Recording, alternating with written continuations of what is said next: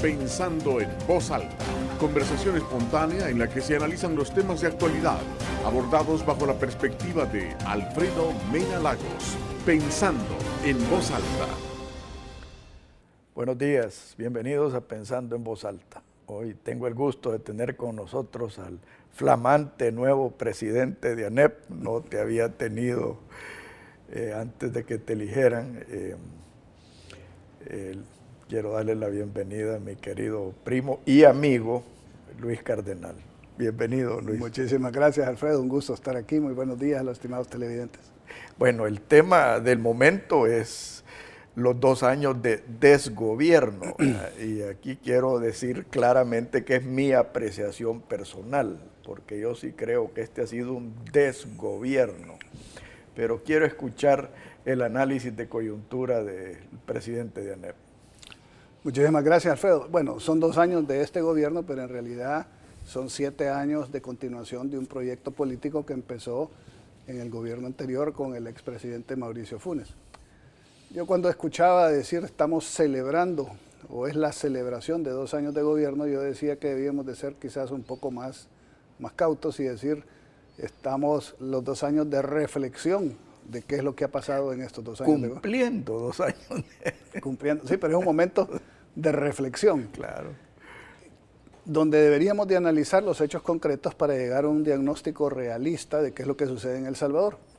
Porque al escuchar el informe del señor presidente, que entendemos que en los informes uno tiene que mostrar su mejor rostro y decir todas las cosas que se han logrado, pero al escuchar el informe, y lo digo con toda sinceridad, de manera objetiva, sin ningún deseo de perjudicar, ni sin un deseo de ayudar a nadie, sino el deseo más sano de hacer un diagnóstico realista de cuál es la situación que vivimos en el país, al escuchar su discurso, me quedo sorprendido porque pareciera que estamos hablando de 2 países completamente diferentes. Uno, el que refleja en lo que uno escucha, si uno viviera la realidad todos los días, pensaría de que estamos en un país desarrollado, bonancible, avanzando en paz, con oportunidades para todos, donde la educación va progresando, donde no tenemos problemas de salud, donde ya el problema de la seguridad se resolvió, etcétera, etcétera, etcétera. Cuando nosotros hacemos nuestra evaluación, no lo hacemos en aspectos subjetivos, no lo hacemos porque a mí me parece, sino después de un concienzudo análisis de la realidad nacional, de los mismos datos que surgen o salen del gobierno y de lo que la gente constantemente nos dice en todo el territorio nacional, en todos los niveles. ¿Y ahí qué es lo que encontramos? Bueno, empecemos por el área social. Educación. Resulta que a pesar de los supuestos esfuerzos que se han hecho, todos los años se matriculan menos jóvenes, se gradúan menos jóvenes y los que salen menos capacitados de lo que salían en años anteriores, que no digamos que salían bien, pero ahora salimos peor. Las escuelas están con grandes déficits, tanto déficit de su infraestructura, no tienen techo, no tienen agua, están controladas en sus alrededores en la gran mayoría por bandas delincuenciales y por maras. Los maestros se quejan, no lo decimos nosotros, ahí está en los medios de comunicación. Se habla de que ya no tienen control de la disciplina al interior de las escuelas y que los padres de familia constantemente están haciendo esfuerzos para apoyar las necesidades que tienen las escuelas. Entonces, uno escucha una computadora para cada niño y cada niña, en una escuela donde no hay agua, en una escuela donde no hay luz, en una escuela donde no hay internet, en una escuela donde no hay seguridad. Y uno se pregunta, bueno, ¿tenemos las prioridades en orden? En orden. Si nos vamos al aspecto de salud, nuevamente, no lo digo yo, lean los medios de comunicación escritos, televisivos, radiales, y van a ver que los médicos, los sindicatos que antes eran favorables al partido de gobierno, hoy están señalando una cantidad enorme de anomalías que nos hacen de verdad preocuparnos de la llamada Reforma Nacional de Salud. Los pacientes se quejan de falta de medicinas, los hospitales nuevos que se dan como logros Vemos el Hospital Bandera de Maternidad, que no está funcionando adecuadamente, que las tuberías se rompen, que las máquinas no sirven. Vemos el Seguro Social, que se paga extra para esto, y que hay invasión de ratas en quirófano, que hay problemas para operar a los ojos, que hay una confrontación interna nada favorable, que los derechohabientes se quejan de citas que toman meses y de operaciones que toman a veces hasta años, y que la situación no está bien. Y ya no digamos la economía, seguimos siendo el país que trae menor cantidad de inversión, que tiene el menor crecimiento en Centroamérica. Y hago un paréntesis aquí, el gobierno dice que estamos creciendo a 2.5% en la economía, nosotros lo dudamos, pero suponiendo, dándoles el beneficio de la duda, 2.5 es a la cola de Centroamérica. En unos datos que compartí contigo, te das cuenta que el mundo está creciendo en averaje 3.6 y nosotros 2.5. A 2.5 nunca vamos a poder erradicar la pobreza. Si es que son 2.5. Si es que son 2.5, y vamos a referirnos a eso ya después, porque creo que hay otro problema grave ahí ya cuando, ya lo habíamos denunciado anteriormente desde la Cámara de Comercio e Industria, y ahora Funde está señalando que son datos falsos o son datos mentirosos.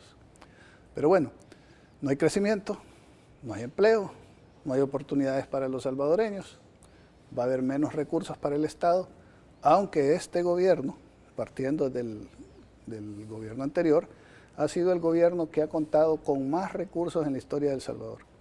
Han aumentado sus ingresos en 1.800 millones de dólares por año. Y uno se pregunta, ¿qué se ha hecho ese dinero? Tenemos mejores servicios, tenemos mejor seguridad, tenemos una mucho mejor infraestructura, aparte de unos redondeles y unos pasos a nivel que se están haciendo. Tenemos más empleados públicos y una bestia más gorda. Así es. Bueno, pasamos de 101.000 empleados públicos a 161.000 empleados públicos. Y uno dice nuevamente, hay más empleados públicos, hay mejor servicio, recibo mejor calidad de atención por parte del Estado. Y la respuesta es no. No lo digo yo, respóndanlo ustedes, mis estimados televidentes. Entonces, esto es un problema ya de fondo, porque si uno que tiene un problema no está dispuesto a admitir que tiene el problema, o quiere esconder el problema debajo de la alfombra, entonces es muy difícil que ese problema encuentre solución. Por lo tanto, los supuestos logros de estos 2 años de gobierno, a nosotros nos parece que es un poco irresponsable. Si queremos solucionar los problemas graves que afectan al pueblo salvadoreño, nos parece equivocado el querer decir que esos problemas no existen y que aquí vamos por buen camino y que lo que hemos venido haciendo lo vamos a seguir haciendo en el futuro. Si hacemos eso, los resultados van a ser los mismos que tenemos, que no son nada favorables. Mira, yo siempre he sido menos diplomático que vos. Y nos conocemos desde que teníamos pantalones cortos. Bueno, yo andaba en pantalones cortos, pues ya los tenías largos. Ah, bueno, hacete. Yo diría más que irresponsable, Luis. Yo diría que cínico. Y ese cinismo es característica de todos estos gobiernos que son unos albabestias. Porque a mí sí me parece, te digo, yo no les doy el beneficio de la duda. A mí me parece cínico, y como ejemplo aquella mujer del frente que dijo que $700,000 no era nada. Tal vez para los nuevos ricos de ahora $700,000 no es nada, pero para aquellos que nos tronamos los dedos para pagar planillas quincena a quincena, $700,000 es pisto. Entonces, pero ya tocaste el fondo, Luis. A mí me gustaría llegar a la forma, porque es importante el diálogo, ese diálogo hipócrita.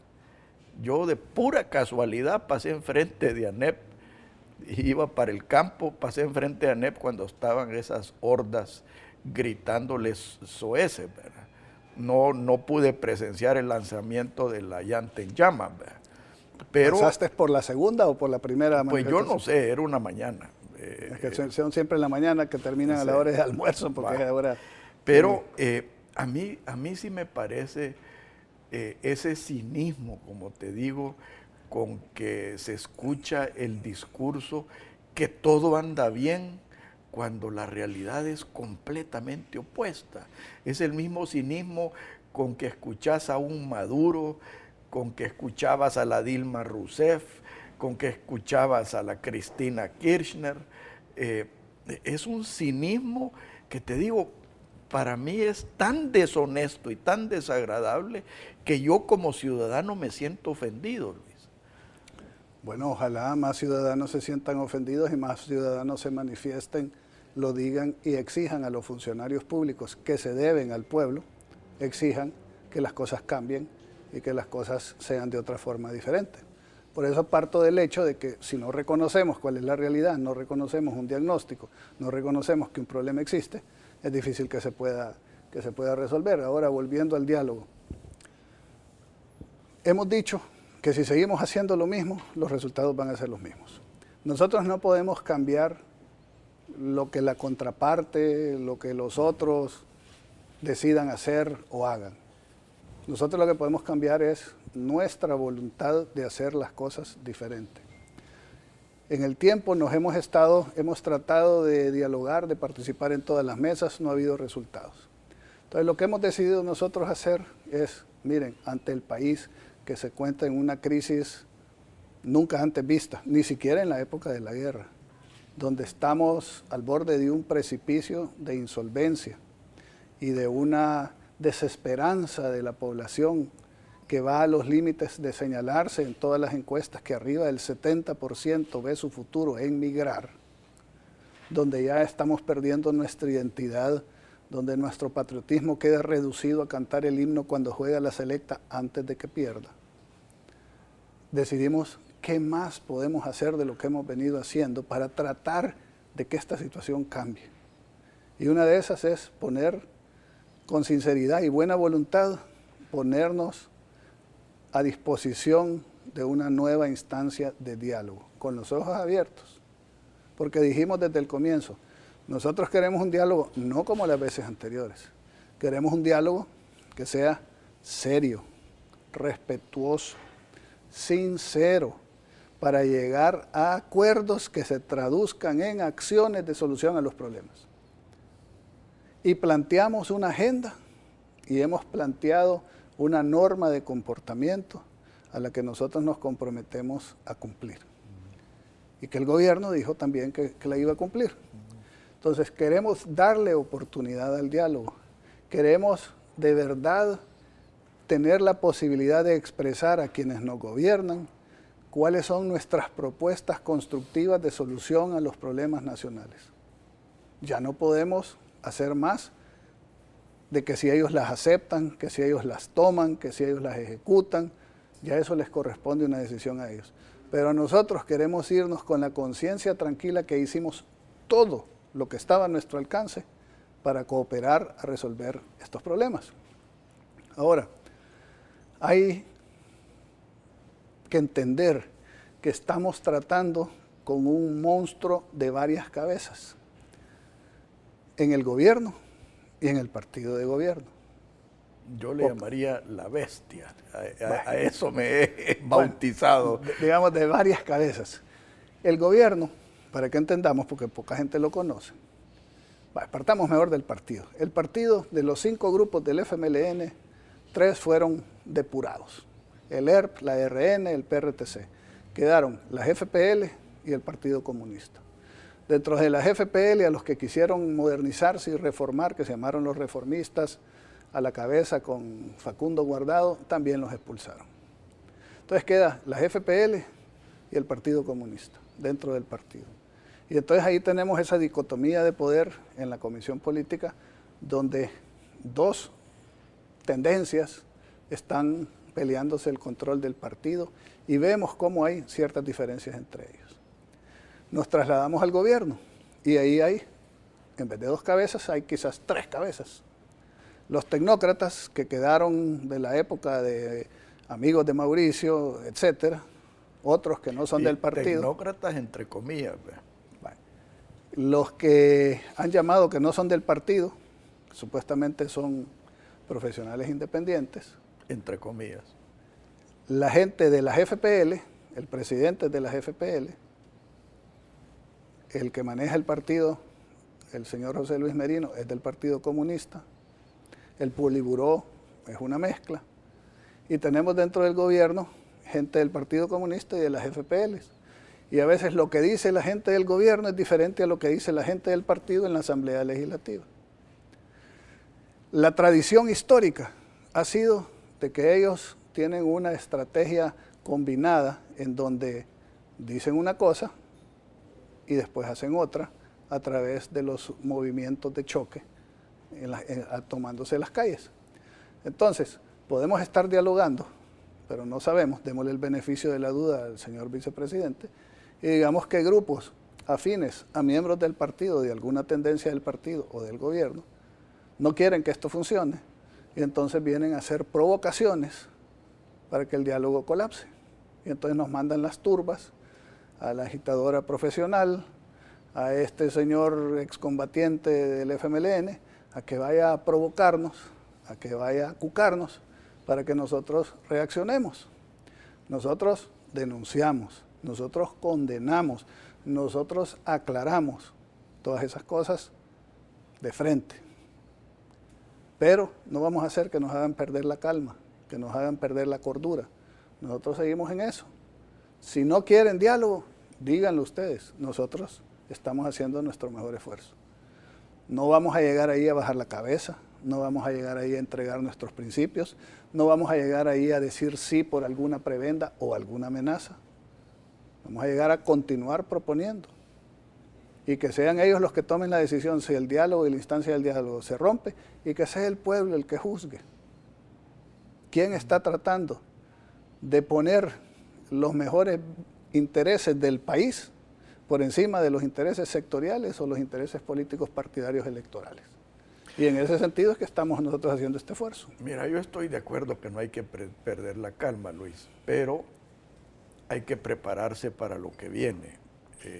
Y de eso quisiera que habláramos en el próximo segmento, porque yo honestamente no me siento muy optimista del futuro cercano o inclusive mediano, a mediano plazo.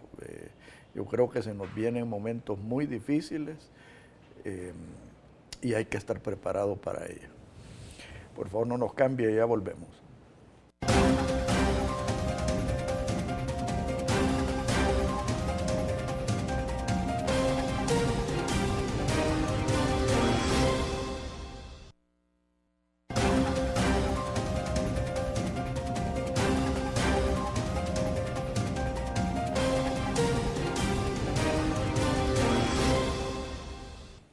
Luis, para mí hay un nombre que lo tenemos que tener de referencia y es casi la última instancia, pero yo estoy convencido que hacia allá vamos.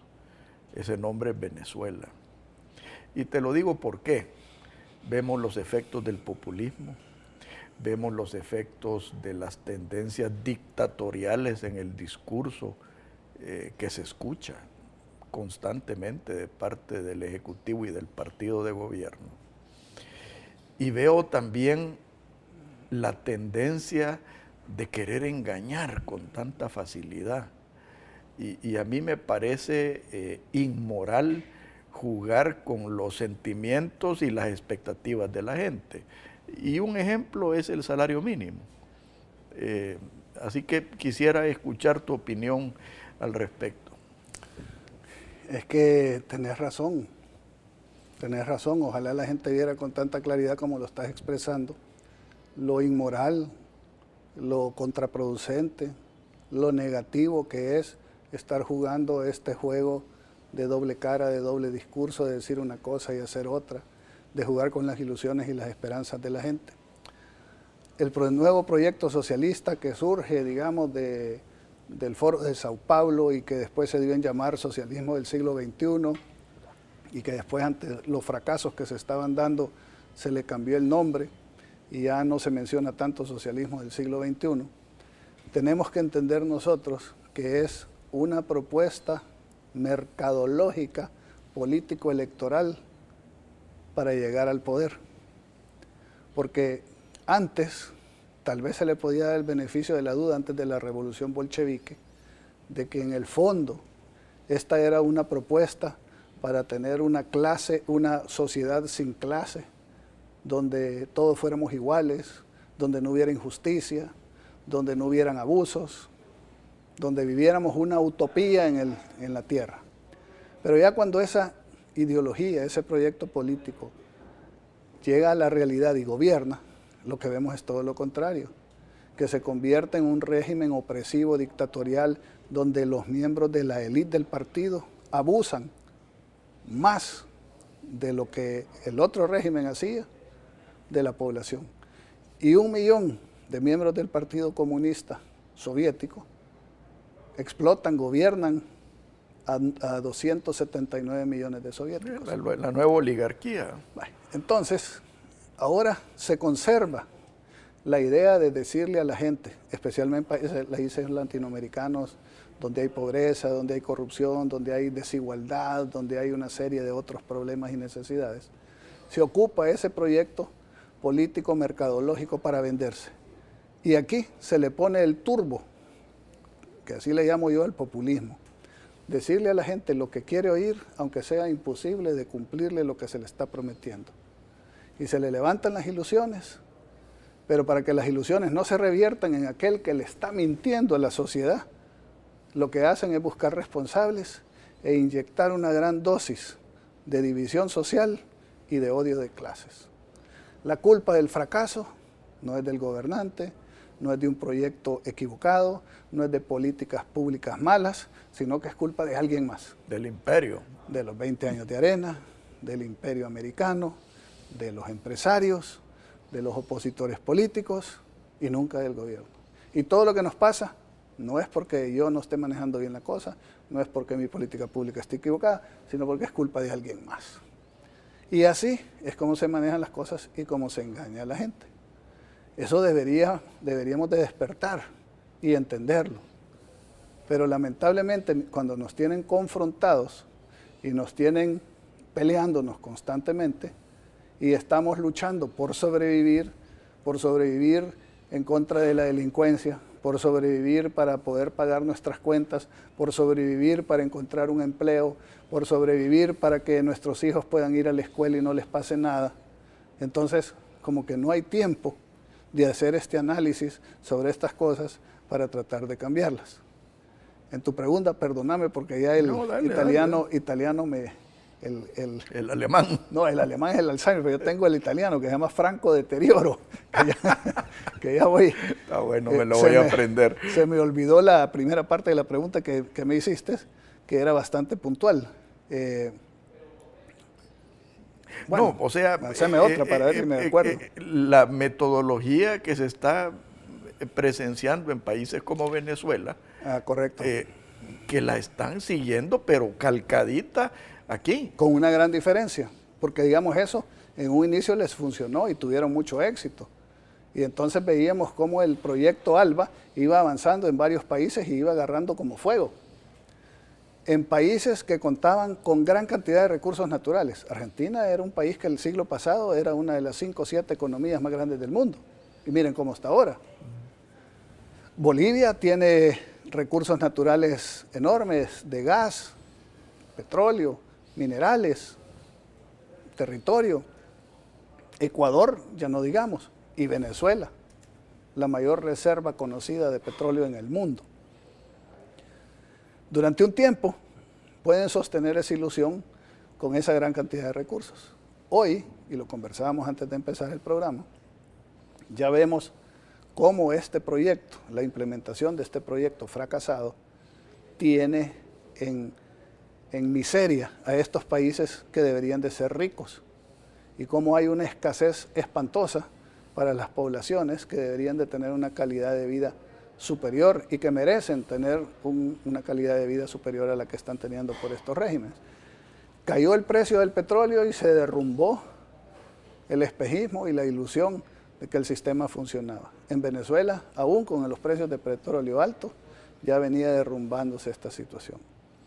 Imaginémonos cómo Un país rico como Venezuela tiene a sus ciudadanos haciendo fila por un pollo, por azúcar, por papel higiénico, por una pasta de diente, y que hay esa confrontación social diaria que impide que este país rico pueda salir adelante. ¿Qué nos espera a nosotros si este proyecto se termina de consolidar aquí? Y por eso decimos, a la hora de imitar, imitemos los éxitos. Veamos en los países desarrollados cuáles son los que han logrado salir adelante y resolver las necesidades más sentidas de sus poblaciones. Y nos vamos a dar cuenta que en esos países desarrollados tienen cosas en común: economía de mercado, libertades, Estado de Derecho, reglas claras de juego, visión de nación, etc. Aquí eso es lo que deberíamos de aspirar y no continuar haciendo lo que venimos haciendo, que obviamente no está funcionando. No, y es curioso en estas cifras que me enviaste de las proyecciones de crecimiento de América Latina para el 2016, los únicos 4 países que tienen proyectado un decrecimiento son Argentina, Brasil, Ecuador y Venezuela. Curioso, ¿verdad? Curioso, o sea... Y países que son ricos. El gigante del sur, Brasil. Venezuela, repito. Ecuador, que ha tenido, creo que son 300 mil millones de dólares de petróleo a su disposición y no ha podido sacar a su país de la pobreza y ahora está en crisis.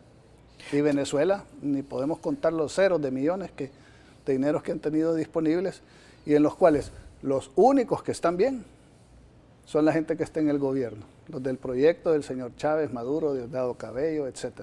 Son los únicos que están millonarios. El resto del pueblo está reventado. Ahora, vamos a las vías de solución, aunque tal vez sea iluso mencionarlo, ¿verdad? Porque yo sinceramente creo que este gobierno, este desgobierno, no tiene ni la capacidad ni la voluntad de implementarlo. O sea, ¿cómo estimular la inversión? Este gobierno en lo único que ha sido exitoso es en ordeñar a la sociedad. O sea, han recaudado más de 1.800 millones extra de impuestos. Millones que le han chupado a la economía privada para despilfarrarlo. Y sumarle el endeudamiento. Bueno, eso es otros 100 pesos. Y en el discurso que dio el señor presidente, que no sé si darme lástima o darme cólera, habló de endeudarse aún más todavía. Preocupante, preocupante. Y tenemos que entender eso. Un ama de casa entiende lo más simple de la economía. Uno no puede gastar más de lo que ingresa. Si uno gasta más de lo que ingresa, va a tener problemas. Y si uno gasta, supongamos por una emergencia, una enfermedad, una cosa así, y tiene que endeudarse, después va a tener que hacer sacrificios para pagar por esa deuda. Si uno se endeuda, debe de endeudarse para proyectos productivos. O sea, yo me voy a endeudar para comprar una máquina de coser, para poder poner un tallercito con el cual me va a entrar ingresos para poder pagar la cuota de la máquina y un poco más. Aún una vaca, eso, una gallina. Aún eso es arriesgado, Luis. Es arriesgado. En estas circunstancias. Es arriesgado. Y te lo digo por experiencia propia. Pero es una apuesta productiva. Pues, o sea, es que ese es con lo que hemos crecido, Luis. A mí me criaron para producir. Y en estas circunstancias actuales, es difícil. Invertir para producir y no poder vender se vuelve un verdadero riesgo. Y aquí es donde viene la gran pregunta.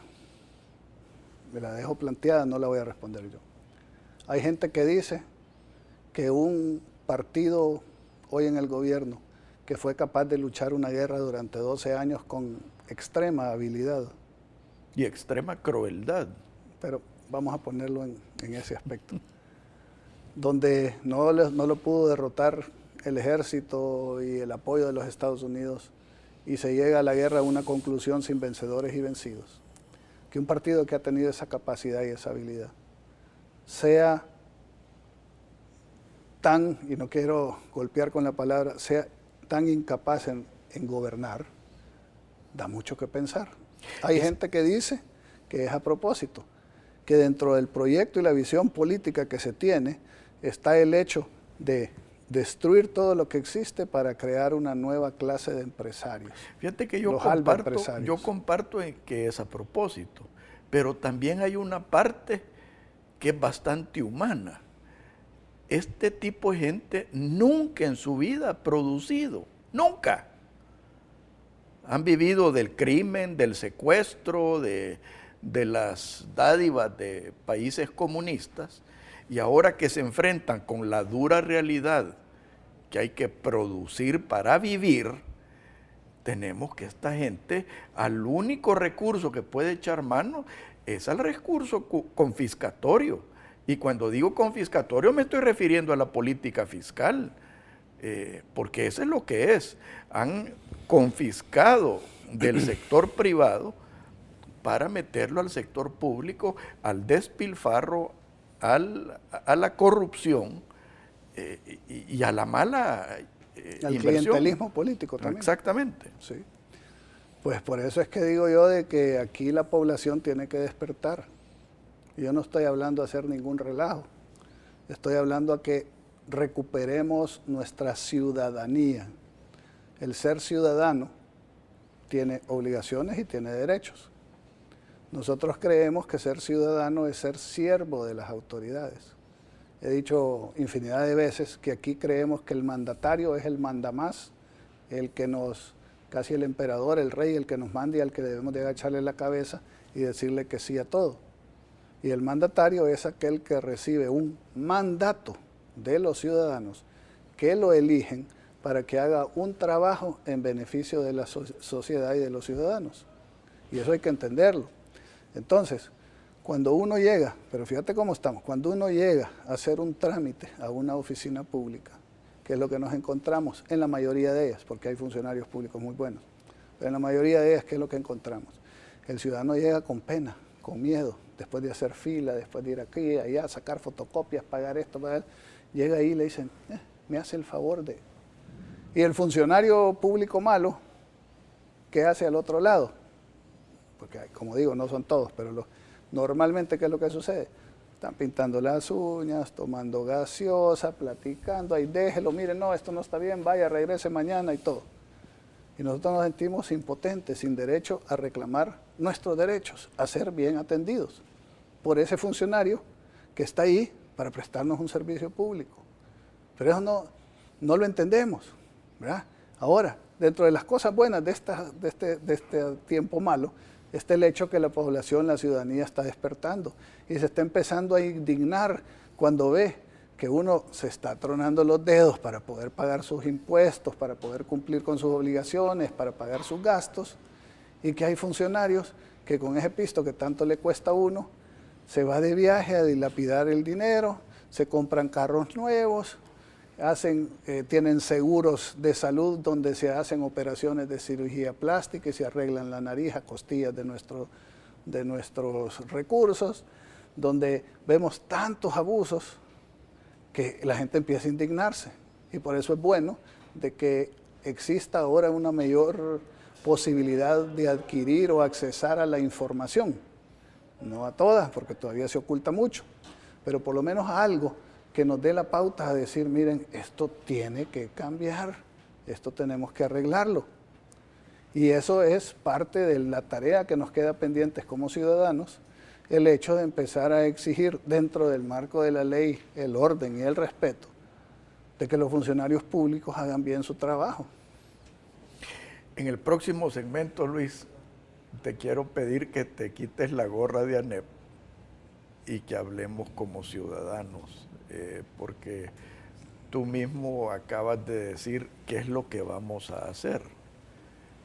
Y la verdad es que la ciudadanía ya le están quedando pocos recursos y eso es preocupante porque las estructuras legales se están agotando.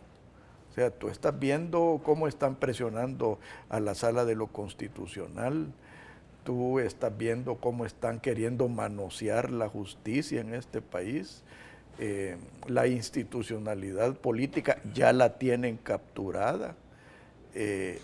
Y eso, a mí como ciudadano, ya olvidémonos de pertenencias partidarias. A mí lo que me preocupa es el sistema, y el sistema está fracasando. Por favor, no nos cambie, ya volvemos.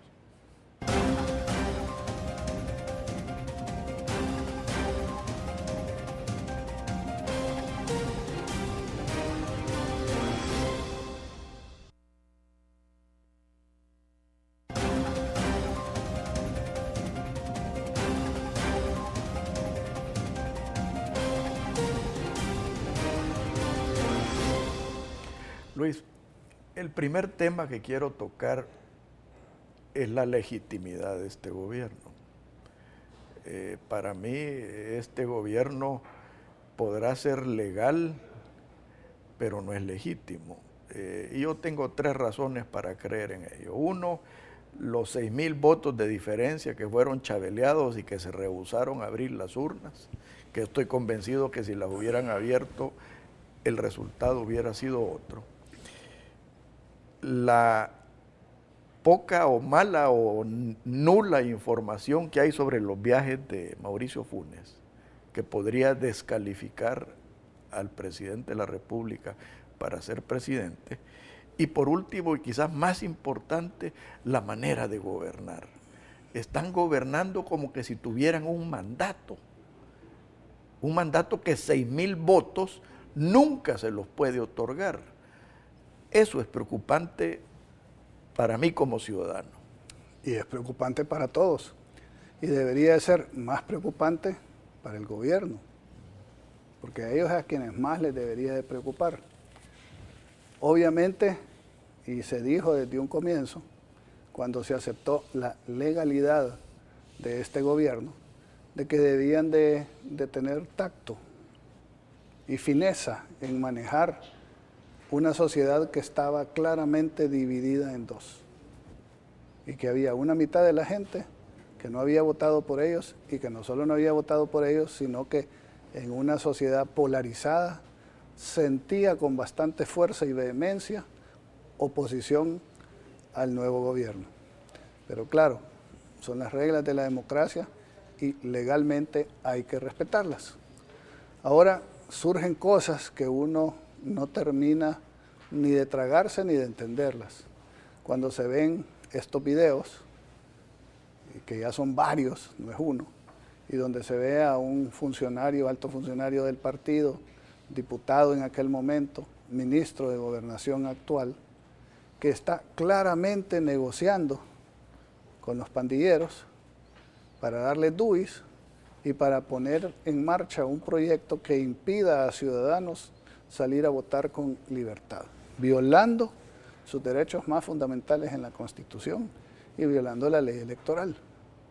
Y después sale otro video en Oriente donde alguien explica todo el mecanismo de cómo se llevó a cabo un fraude en Oriente y cómo, si hubiese voluntad, se podría descubrir cómo se hizo y probarse que se hizo. Pero como la institucionalidad no está funcionando, pues no se investiga y eso se deja pasar.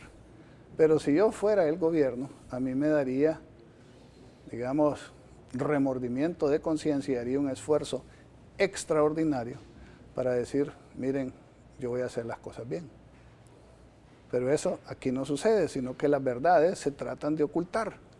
Se tratan de decir, no, si yo ayudando a poner los DUIs, yo por ahí pasando iba. No tiene nada que ver con eso. Y eso debilita la democracia, deslegitima a las autoridades y al gobierno y genera todavía más incertidumbre política y social. Y eso hay que trabajarlo. Y lo que pasa es que a veces no entendemos qué es lo que sucede, por qué pasan las cosas. Y como vamos aquí de crisis en crisis, de tropiezo en tropiezo, de escándalo en escándalo. De cortina de humo en cortina de humo. Entonces, aquí, de verdad, nunca nos podemos concentrar en ir al meollo del asunto a ver cómo resolvemos los problemas de fondo. Y los ciudadanos, porque lamentablemente las instituciones que fueron fundadas bajo un ambiente de guerra y que han sido levemente modificadas con los acuerdos de paz, como que no han dado ese salto cualitativo a las nuevas demandas, realidades y circunstancias que vive el país y que demandan también un cambio de actitud y de acciones, ¿verdad? Porque seguimos con la misma mentalidad de la guerra, que no se supera ni siquiera con los acuerdos de paz. Y donde se pasa ese conflicto ideológico del campo militar al campo político. Y donde cada elección se vuelve nuevamente otra guerra, en la cual los problemas nacionales quedan en el baúl y lo único que importa es el interés político electoral y el interés particular de los candidatos que quieren llegar al poder, no a servir, sino a servirse. Eso me abre las puertas para que hablemos de la bestia, Luis. Para mí la bestia es la partidocracia, no solo es el gobierno, porque tenemos hartos ejemplos de los abusos que la bestia hace con nosotros los ciudadanos. Y aquí lamentablemente tenemos que hablar de nuestro propio partido, Arena. A mí me pareció indignante el número de asistentes y asesores que tiene cada diputado. Eso es hablando nada más de los diputados. Se rumora que hay diputadas que hasta las sirvientas de su casa tienen como asesora. Entonces, cuando tú te preguntas eso, decís, ¿qué credibilidad puede tener el sistema? Por eso es que yo ya dejé de creer en el sistema. Y con esto no te quiero decir de que he dejado de creer en la democracia, porque por muy imperfecta que sea, creo que es la más legítima de todas. He dejado de creer en la partidocracia, que es la que nos está sangrando y que se turnan, porque te digo, muchos de los problemas, yo no es que participe de los 20 años de Arena, pero muchos de los problemas que tenemos han sido heredados, que estos los han agravado y han mejorado la metodología, es otra cosa. Pero esa bestia, Luis, ¿qué podemos hacer para matar la bestia? Bueno, en primer lugar, partimos de un diagnóstico de la enfermedad y yo creo que las encuestas, todas las encuestas nos van señalando algo con una gran claridad, y es que la población se va sintiendo desencantada de los políticos y de los partidos políticos. Y eso es peligroso. Claro. Eso pasó en Venezuela y ha pasado en otros países, donde ese desencanto... Pasó en Alemania, mi querido amigo. Por eso digo otros países. Pero ese desencanto abre la puerta a que surja un iluminado con una propuesta que sea potable ante la desesperanza y el descontento de la gente. Y entonces la gente le dé un cheque en blanco para que esta persona haga lo que sea, y por lo general, porque nadie es Dios, y el poder corrompe, y el poder absoluto corrompe absolutamente, lo que sucede son tragedias históricas, ¿verdad? Cosa que no debe ser aquí. Aquí vemos que ya el número de indecisos, o de personas que no se quieren manifestar con simpatías a ninguno de los partidos políticos establecidos, ya es más grande que la suma de los partidos políticos. Y eso debería de preocupar a los partidos políticos y debería preocuparnos a todos como sociedad, porque significa que la institución o la institucionalidad política no le está dando respuesta a las necesidades de la gente. Entonces, ¿qué es lo que hay que hacer? Es una pregunta difícil y es todavía más difícil su implementación de las acciones que se necesitan. Pero yo creo que hay que impulsar un cambio, aunque sea a marcha forzada, al interior de los partidos para que respondan a las necesidades de la gente. Eso me trae a otro punto. Claro que una de las soluciones es la reforma política. Y nuestro partido está haciendo esfuerzos por hacerla. Pero yo ya empecé a escuchar ruidos que los dueños del partido están pisoteando el proceso de reformas. Y aquí es a donde te pido que te quites tu gorra de ANEP, porque quiero que hablemos como personas que hemos sido simpatizantes de Arena y hasta cierto punto fundadores de Arena, que te digo, yo en lo personal me siento desilusionado desde hace tiempos, frustrado desde hace tiempos, encolerizado recientemente, Y la cólera no es buen consejero, te cuento. No, no, pero quiero aclarar, yo tengo años de no participar, de no estar adentro, de no tener nada que ver con el partido. Ya somos dos en el exilio, pero nuestro corazón sigue Sí, siendo... que simpaticé, digamos, los principios, los ideales, porque, digamos, en el fondo yo creo en la libertad, creo en la libertad con responsabilidad, en la economía social de mercado y en esas cosas, porque eso es lo que ha funcionado en otros lados. Pero digamos que yo no podría hablar acerca de lo que sucede al interior del partido, porque no he estado en el partido desde hace más de 11 años, pues. Desde que fui funcionario del gobierno ni siquiera estaba en el partido, sino que trabajé con la ilusión de desarrollar un proyecto en beneficio del país, que lamentablemente tuvo sus dificultades. Pero dicho lo anterior, sí creo de que debemos de promocionar la democracia al interior de los partidos. Y hay dos razones por las que dicen que los cambios se dan, tanto en las personas como en las instituciones. Uno, la convicción. Estoy convencido que esto hay que hacerlo. Y otro, que no es tan puro, pero a veces es más poderoso. La conveniencia. Que es la conveniencia. Entonces, ahora, si las instituciones quieren sobrevivir, quieren tener la posibilidad de volver a gobernar, pues tienen que cambiar, porque tienen que responder a esa necesidad que el pueblo les está demandando.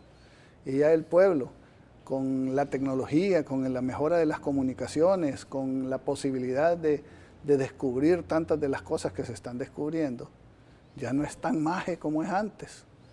Y ahora empiezan a demandar que se hagan los cambios que se necesitan hacer. Pero ¿qué es lo que tenemos que hacer? Manifestar esos cambios y esa frustración y ese enojo y esa energía, manifestarlo de una forma en la que pueda ser constructiva. Porque si la manifestamos en una manera destructiva, lo que va a suceder es que estas instituciones necesarias para la democracia se van a hacer chingaste. Y en ese vacío de poder alguien lo va a venir a llenar. Mira, yo comprendo el mensaje que me estás dando y quiero aclarar de que yo tengo más años que tú de estar en el exilio arenero. El problema es que yo soy quizás más necio que vos. Pero fíjate que yo, quién sabe si hablaría de destructivo o de constructivo. Porque si no te dejan construir, te han cerrado una puerta. Y yo creo que a la ciudadanía le están cerrando puertas, Luis. O sea, aquel que es verdaderamente arenero, y yo conozco miles, decenas de miles de areneros que están indignados y desilusionados, que sienten que se les está cerrando una puerta. Conozco cientos de miles, sinceramente, cientos de miles de ciudadanos que no pertenecen a ningún partido político, que están en una situación de desesperanza, en una situación de que es acoso del gobierno, acoso de las maras, acoso de la bestia, que o optan por irse o optan por la criminalidad. Y aquellos que están en medio, que no son ni criminales ni que tienen vocación de exilio, ¿qué es lo que van a hacer? O sea, y aquí es donde creo que hasta cierto punto tenemos una responsabilidad, Luis. Tanto el sector privado como el sector intelectual, como el sector profesional, de empezar a generar nuevas vías para tratar de ser positivo y resolver este problema. Ahí acabaste en lo que estaba tratando de decir. Tenemos que generar nuevas vías, porque la opción que a mí me preocupa es que, digamos, estoy tan enojado, tan decepcionado, que entonces que todo se vaya al carajo. Y que aquí estos babos se frieguen, y que se den contra la pared, con los dientes contra la pared. Y que esa podría ser una actitud. Y la otra decir, señores, miren, esto es lo que la gente quiere, esto es lo que hay que hacer. Miren, yo les propongo esto.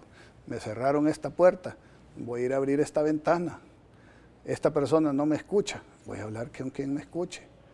Un partido, por muy poderosas que hayan las personas que están ahí, si hay más gente pensante, un grupo de cientos de miles de personas que quieren que las cosas se hagan de otro modo, lo van a tener que hacer más temprano que tarde, pero hay que organizarse, hay que empezar a hacer, digamos, propuestas que la gente entiende y detrás de las cuales se pueda sumar.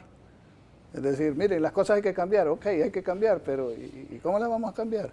¿Y la vamos a cambiar de qué a qué? ¿Qué es lo que vamos a hacer? Eso es lo que no se ha hecho. Y quizás eso es lo que, digamos, la ventaja que le lleva el frente a Arena. Que Arena antes tenía claro que era anticomunista y que estaba en contra de los avances del comunismo internacional en la época de la guerra. Y ahora son socios. Vamos a entrar ahí a esas especulaciones. Pero ahora lo que falta a la gente es definir, después de 15 años y 5 cuestionables de gobiernos areneros, en qué es lo que creemos, qué es lo que proponemos, qué es lo que vamos a hacer, qué es el compromiso que tenemos de decir aprendimos de nuestros errores pasados y vamos a corregir estas cosas y no las vamos a volver a repetir y de ahora en adelante esto es lo que vamos a hacer. Esto es lo que les proponemos de solución a los problemas que a ustedes les están afectando. Este es el compromiso que hacemos nosotros como liderazgo, como partido o lo que sea ante los ciudadanos. Nosotros nos vamos a poner en sintonía de los deseos y de las necesidades que ustedes tienen para ser sus verdaderos representantes. Y cuando estemos en el poder, les vamos a rendir cuentas. Y vamos a cumplir estas promesas que les hacemos ahorita en campaña, se las vamos a cumplir cuando lleguemos allá. Y estas promesas se las vamos a explicar porque no les vamos a mentir, no los vamos a engañar, no les vamos a crear ilusiones falsas de qué es lo que vamos a hacer, sino que les vamos a hablar con la verdad desde este momento hasta el último momento en que terminemos de gobernar. Y yo estoy seguro que las cosas empezarían a cambiar. El asunto es que este año es el último año que tenemos paz electoral. El próximo año ya es año preelectoral, el siguiente es año electoral y el subsiguiente también es año electoral. Y entonces la posibilidad de acuerdos, de entendimientos, de reflexión, de organización, mira, yo creo que es último año de paz social, si es que se le puede llamar paz social a lo que tenemos, Luis. Yo desde hace rato estoy proponiendo la recreación del FAN, el Frente Amplio Nacional, que aglutine todos los movimientos cívicos que se están formando o se han formado. Pero si vemos a Venezuela, formemos una mesa de la unidad democrática. Y por favor, veamos a Venezuela, a dónde la han llevado. Si le vamos a permitir, a través del vacío político, de la ilegitimidad, al FMLN a conducirnos a la situación política que tienen en Venezuela, también le quiero advertir a la Fuerza Armada. Miren a dónde el chavismo ha llevado al ejército venezolano, a ser guardianes de un narcoestado. Y yo te digo, yo toda la vida he sido militar frustrado, he tenido grandes simpatías por la Fuerza Armada, y a mí no me gustaría ver a la Fuerza Armada domesticada hasta el punto de que se convierte en cómplice de la ilegitimidad política de este gobierno. Fíjate que eso que acabas de decir, digamos, que no te lo había escuchado antes, me parece sumamente interesante. Yo he estado viendo últimamente cómo han habido intentos o existen intentos de la sociedad civil de organizarse para poder ser escuchados y para poder influenciar el destino del país. Lamentablemente lo que sucede es que como vivimos en problemados y estos intentos son intentos de mucho sacrificio, porque uno los hace sin salario, sin gastos, sin viáticos, sin carros. Por patriotismo, por no decir otra cosa. Sí. Y esa parte de la mística, que lo hemos señalado con Arena, que la mística se transformó en pística, cuando todo lo que se hacía tenía que recibir un una remuneración. Pero yo creo que estos son temas de otro programa y definitivamente de reuniones extra cámaras. Y yo lo que te quiero decir es que yo, por ejemplo, ahorita en estos momentos, yo no puedo trabajar en un proyecto como ese, yo sé, porque yo estoy en esto, pero sí te hago a ti el llamado y a muchos de los que nos están oyendo, personas con las que he conversado en otros ámbitos, decir, bueno, hay que hacer algo. Sí, hagan algo. Y en el momento que yo deje de hacer, yo voy... pero el sector privado tiene un rol que jugar. Y lo vamos a hacer. Yo estoy seguro que lo van a hacer. El rol del sector privado, tengan la garantía que este servidor va a hacer su mejor esfuerzo para tratar de contribuir a que tengamos un mejor país y que se resuelvan los problemas que nos abaten a todos en estos momentos.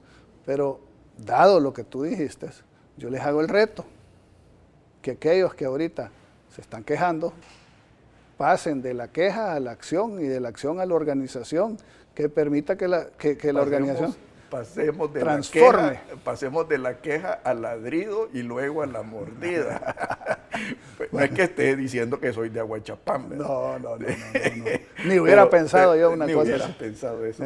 Pero te agradezco mucho, Luis. No, a la orden, Alfredo, el gusto es mío. Y sabes que en mí tienes un humilde colaborador y te deseo lo mejor. ¿Oíste? Muchísimas gracias, Alfredo. Muy buenos días, estimados televidentes. Y a trabajar por construir ese país que todos merecemos y que todos soñamos. Que Dios los bendiga a todos. Muy buenos días. Esto fue Pensando en Voz Alta, conversación espontánea en la que se analizan los temas de actualidad, abordados bajo la perspectiva de Alfredo Mena Lagos. Pensando en Voz Alta.